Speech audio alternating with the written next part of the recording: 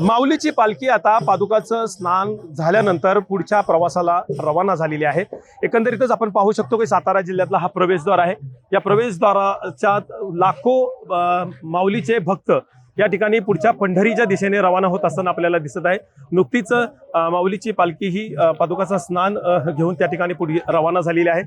या माऊलीची पालखी सातारा जिल्ह्यात 4 दिवस थांबणार आहे आणि 4 दिवसानंतर पहिला जो मुक्काम आहे तो लोणंद येथे या ठिकाणी होणार आहे। त्यानंतर तरडगाव, त्यानंतर फलटण आणि फलटण पासून पुढे माऊलीची पालखी ही रवाना होणार आहे।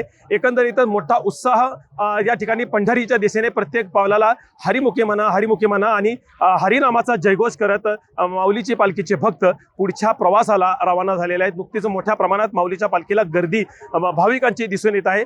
पुढच्या प्रवासाला लोणंद येथे विसाव्यासाठी पालखी रवाना झालेली आहे। इम्तियाज मुजावर, लोकशाही मराठी, सातारा।